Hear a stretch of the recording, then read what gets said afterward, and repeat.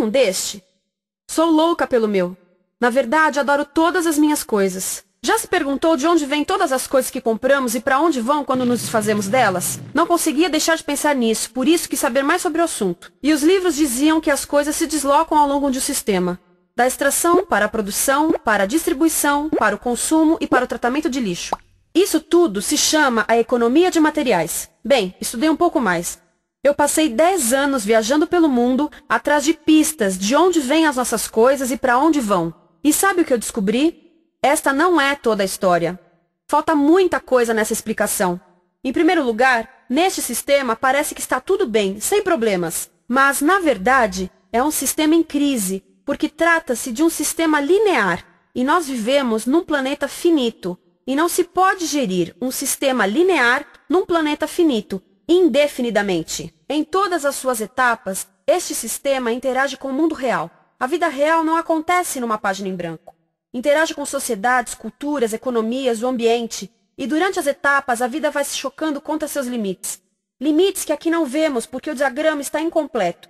Então voltemos atrás para preencher alguns espaços e ver o que falta. Uma das coisas mais importantes em falta são as pessoas. Sim, pessoas. As pessoas vivem e trabalham em todas as etapas desse sistema, onde algumas são um pouco mais importantes que outras, algumas têm maior poder de decisão. Quem são elas? Comecemos pelo governo. Meus amigos dizem que eu devia usar um tanque para simbolizar o governo, e isso é uma realidade em muitos países, e cada vez mais também no nosso. Afinal, mais de 50% dos nossos impostos vão para os militares. Mas vou usar uma pessoa para simbolizar o governo, porque acredito nos valores e na visão de que o governo deve ser das pessoas, pelas pessoas, para as pessoas. A função do governo é olhar por nós, cuidar de nós. Esse é o seu trabalho. Depois vem as corporações. O que leva as corporações a parecerem maiores que o governo é porque elas são maiores que o governo. Atualmente, entre as 100 maiores economias da Terra, 51 são corporações. À medida que as corporações foram crescendo, em tamanho e poder, assistimos a uma pequena mudança no governo, como se estivessem mais preocupados com o bem-estar deles do que com o nosso. Muito bem, então vejamos o que mais falta nessa imagem. Começaremos pela extração, que é uma palavra pomposa para exploração de recursos naturais, que por sua vez é uma palavra pomposa para destruir o planeta. A verdade é que cortamos as árvores, arrebentamos as montanhas para extrair os metais, consumimos toda a água e exterminamos os animais. Aqui enfrentamos o nosso primeiro limite. Estamos ficando sem recursos naturais. Estamos utilizando demasiados materiais. Sei que isto pode ser difícil de ouvir, mas é a verdade. Por isso temos que lidar com isso. Durante apenas as 3 últimas décadas, foram consumidos 33% dos recursos naturais do planeta. Desapareceram. Cortamos, minamos, perfuramos e destruímos o planeta tão depressa que estamos debilitando a capacidade do planeta para sustentar o nosso modo de vida. Onde eu vivo, nos Estados Unidos, resta-nos menos de 4% da nossa floresta original. 40% dos cursos de água estão impróprios para o consumo. E o nosso problema não é apenas estarmos utilizando demasiados recursos, mas o fato de estarmos utilizando mais do que a nossa parte. Temos 5% da população mundial, mas usamos 30% dos recursos mundiais. Se todos consumissem ao ritmo dos Estados Unidos, precisaríamos de 3 a 5 planetas. E sabe uma coisa? Só temos um. Então, a resposta do meu país a essa limitação é simplesmente ir tomar dos outros. Este é o terceiro mundo, que alguém dirá tratar-se apenas de uma expressão para designar o local para onde foram as nossas matérias-primas. E o que é que acontece? A mesma coisa, destruição do local. 75% das zonas de pesca do planeta estão sendo exploradas ao máximo ou além da sua capacidade. Desapareceram 80% das florestas originais do planeta.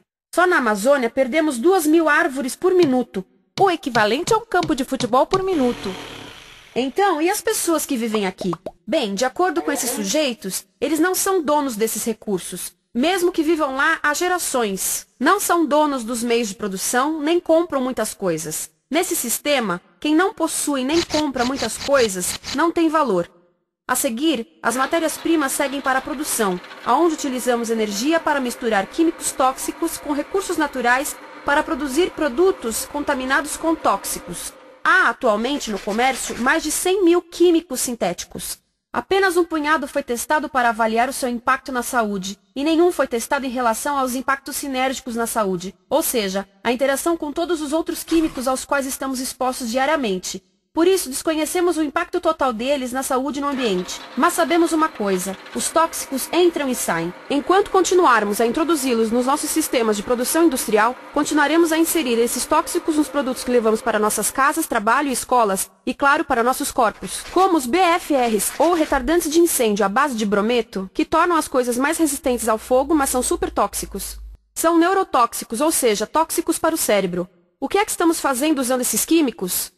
Apesar disso, os usamos em nossos computadores, eletrodomésticos, sofás, colchões e até alguns travesseiros. Sim, pegamos nossos travesseiros, os revestimos com neurotoxinas, levamos para casa e dormimos por 8 horas com eles. Não sei, mas acho que num país com tanto potencial, poderíamos ter uma maneira melhor de evitar que as cabeças peguem fogo à noite. Sabia que essas toxinas vão se acumulando ao longo da cadeia alimentar e se concentram nos nossos corpos? Sabe qual é o alimento do topo da cadeia alimentar com o nível mais elevado de químicos tóxicos? O leite materno. Isto significa que os menores membros das nossas sociedades, os nossos bebês, recebem as maiores doses de químicos tóxicos das suas vidas a partir do leite das suas mães. Não acha que é uma incrível violação? A amamentação deveria ser o mais importante ato humano de nutrição. Deveria ser algo sagrado e seguro. A amamentação continua a ser o melhor e as mães devem amamentar, mas nós deveríamos proteger esse ato. Eles deviam protegê-lo. Eu pensava que zelavam pelos nossos interesses. As pessoas que mais sofrem com esses produtos químicos são os trabalhadores das fábricas. Muitos são mulheres em idade reprodutiva, que trabalham com toxinas que afetam a gestação, carcinogênicos e muito mais. Agora eu pergunto: que tipo de mulher em idade reprodutiva trabalharia num emprego deste, exposta a estas toxinas, a não ser uma mulher sem outra alternativa? Essa é uma das maravilhas desse sistema. A erosão dos ecossistemas e economias locais aqui garante um fluxo constante de pessoas sem alternativas. No mundo, há 200 mil pessoas por dia se deslocando de ambientes que as sustentaram ao longo de gerações para cidades, aonde muitas vivem em bairros de lata, à procura de emprego, por mais tóxico que seja. Não só os recursos são desperdiçados ao longo desse sistema, mas também pessoas, comunidades inteiras são desfeitas. Sim, as toxinas entram e saem. Muitas delas saem das fábricas em produtos, e muitas mais saem como subprodutos, ou poluição, e estamos falando de muita poluição. Nos Estados Unidos, as indústrias admitem liberar mais de 1.800.000 quilos de químicos tóxicos por ano. Deve ser muito mais, porque isso é o que eles admitem. Trata-se de outro limite, porque quem quer ver e respirar 1.800.000 quilos de químicos tóxicos por ano? Então o que eles fazem? Mudam as fábricas poluidoras para o estrangeiro, para poluir outros países. Mas, surpresa, grande parte dessa poluição volta para nós trazida pelo vento. E o que acontece depois de todos os recursos naturais serem transformados em produtos? Passam por aqui, para a distribuição, o que significa vender todo o lixo contaminado com toxinas o mais rápido possível.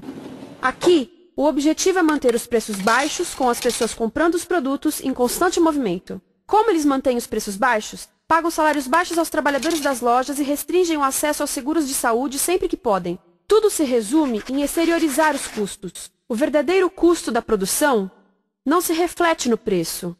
Em outras palavras, não pagamos aquilo que compramos. Outro dia estive pensando nisto. Ia a caminho do trabalho e queria ouvir as notícias. Por isso entrei numa loja para comprar um rádio. Encontrei um pequeno rádio verde engraçado que custava $4,99. Na fila do caixa pensei, como $4,99 podem refletir o custo da produção e transporte desse rádio até ele chegar nas minhas mãos? O metal deve ter sido extraído na África do Sul. O petróleo provavelmente do Iraque. O plástico produzido na China e talvez montado por uma criança de 15 anos numa fábrica do México. $4,99 não paga nem o aluguel do espaço ocupado na prateleira, nem parte do salário do empregado que me atendeu, ou as viagens de navio e caminhão que o rádio fez. Foi assim que eu percebi que eu não paguei o valor do rádio. Então, quem pagou? Estas pessoas pagaram com a perda do espaço dos seus recursos naturais. Estas pagaram com a perda do ar puro, com o aumento de doenças como asma e câncer. As crianças do Congo pagaram com o seu futuro, pois 30% delas abandonam a escola para trabalhar nas minas de coltan, um metal que usamos em aparelhos eletrônicos baratos e descartáveis. Estas pessoas pagaram por não ter direito ao seguro de saúde. Ao longo desse sistema, pessoas contribuíram para que eu comprasse o rádio por $4,99. Mas essas contribuições não são registradas por nenhum contabilista. É isto que eu quero dizer com exteriorizar o verdadeiro custo de produção. E isso nos leva à seta dourada do consumo, o coração do sistema.